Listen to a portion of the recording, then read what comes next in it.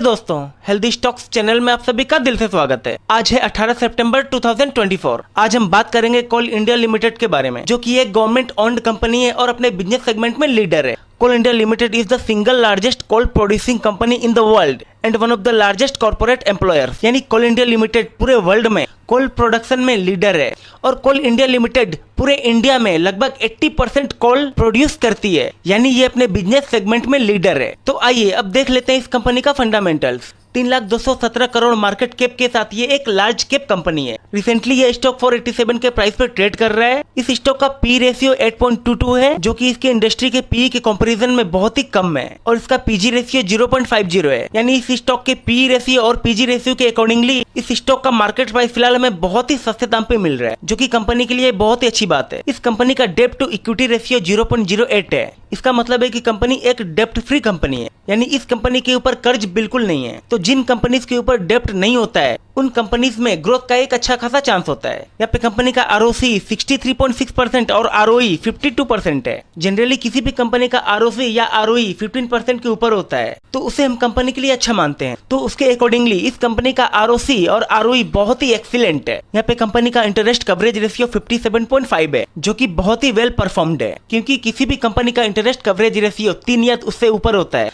तो उसे हम कंपनी के लिए अच्छा मानते हैं। तो उसके हिसाब से कोल इंडिया लिमिटेड का इंटरेस्ट कवरेज रेशियो बहुत ही लाजवाब है। यहाँ पे कंपनी का डिविडेंड यील्ड है 5.24% का, यानी कोल इंडिया लिमिटेड अपने शेयर होल्डर्स को एक अच्छा खासा डिविडेंड पे आउट कर रही है। कोई भी कंपनी जब अपने शेयर होल्डर्स को डिविडेंड पे आउट करती है तो इसका सीधा सा मतलब है कि कंपनी प्रॉफिटेबल है, क्योंकि प्रॉफिटेबल कंपनीज भी अपने शेयर होल्डर्स को डिविडेंड पे आउट करती है। डिविडेंड पे आउट करने वाली कंपनीज में इन्वेस्टमेंट करना हमारे लिए प्रॉफिटेबल हो सकता है। यहाँ पे कंपनी का फेस वैल्यू 10 का है। इसका मतलब है कि आने वाले समय में हमें स्टॉक स्प्लिट का भी बेनिफिट मिल सकता है। तो ओवरऑल यहाँ पे कोल इंडिया लिमिटेड का फंडामेंटल बहुत ही एक्सीलेंट है, बहुत ही वेल परफॉर्म्ड है। लास्ट क्वार्टर के रिजल्ट में कंपनी के सेल्स में थोड़ा सा डिक्लाइन देखने को मिल रहा है, लेकिन अगर इसके हम नेट प्रॉफिट पे नजर डालें तो यहाँ पे हम देख पा रहे हैं कि कंपनी ने अपने नेट प्रॉफिट में एक अच्छा खासा उछाल किया है। 8,640 करोड़ से सीधा 10,944 करोड़, जो कि एक एक्सीलेंट परफॉर्मेंस है। यहाँ पे इस कंपनी का अगर हम शेयर होल्डिंग पैटर्न देखें तो हम देख पा रहे हैं कि लगभग 5% पब्लिक को छोड़ के यहाँ पे बाकी सारे प्रोमोटर्स और एफआईडीआईज हैं। यहाँ पे प्रोमोटर्स का स्टेक है 63.13%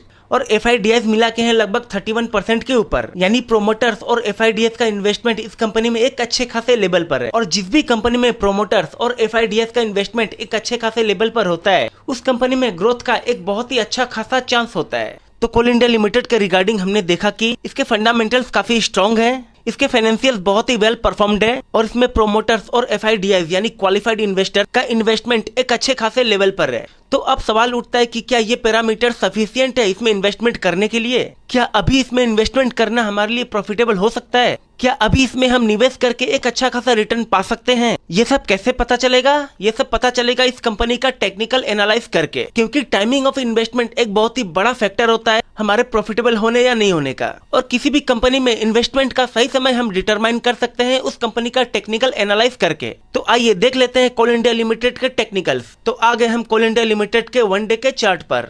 तो यहाँ पे हम देख पा रहे हैं कि कोल इंडिया लिमिटेड फिलहाल 487 के प्राइस पे ट्रेड कर रहा है, यानी ये स्टॉक अपने रिसेंट हाई से एक अच्छे खासे डिस्काउंट पे अवेलेबल है। रिसेंटली ये स्टॉक 482 के एक स्ट्रॉन्ग सपोर्ट लेवल पे अवेलेबल है, और रिसेंटली ये स्टॉक 100 डेज मूविंग एवरेज पर मिल रहा है। कोई भी फंडामेंटली स्ट्रॉन्ग स्टॉक जब 50 एंड 100 डेज मूविंग एवरेज के आसपास मिले तो एक सही लेवल होता है इन्वेस्टमेंट करने का। इस चार्ट पे हम देख पा रहे हैं कि ये स्टॉक जब भी 50 एंड 100 डेज मूविंग एवरेज के पास गया है वहां से इस स्टॉक ने एक अच्छा खासा रिटर्न दिया है। तो इस लेवल से हम एक अच्छे खासे रिटर्न का उम्मीद कर सकते हैं। देखिए, ये किसी तरह का बाइंग रिकमेंडेशन नहीं है, ये वीडियो बस एक इन्फॉर्मेशन पर्पस के लिए है। तो जानकारी अच्छी लगी हो तो प्लीज वीडियो को लाइक कर दीजिए, चैनल को सब्सक्राइब कर लीजिए और बेल आइकन प्रेस कर दीजिए ताकि आने वाली वीडियोस की नोटिफिकेशन आपको मिल सके।